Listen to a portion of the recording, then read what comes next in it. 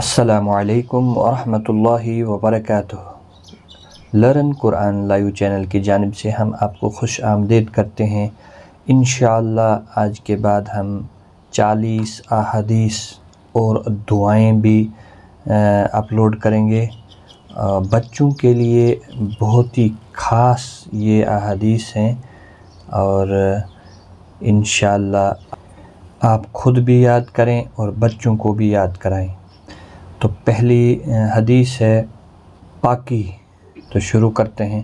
بسم اللہ الرحمن الرحیم۔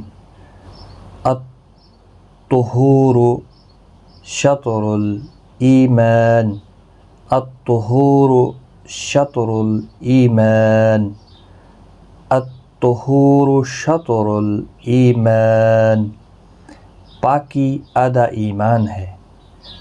اس کی تشریح: پاکی اور صفائی ایمان کا حصہ ہے، اس لیے ہمیں اپنے کپڑے، ہاتھ، منہ اور دانت اور جسم کے تمام اعضاء کو صاف ستھرا رکھنا چاہیے۔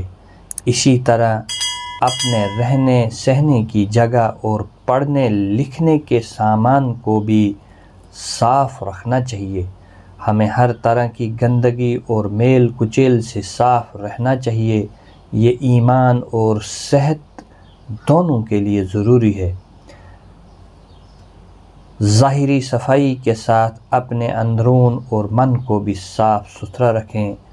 گناہ اور گندی باتوں سے بچیں۔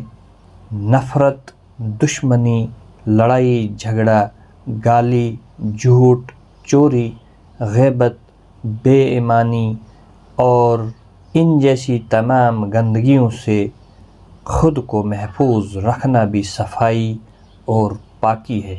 تو آج کی اس ویڈیو میں اتنا ہی، اور ویڈیو کو زیادہ سے زیادہ شیئر کریں۔ اللہ تعالیٰ آپ کو جزائے خیر دے۔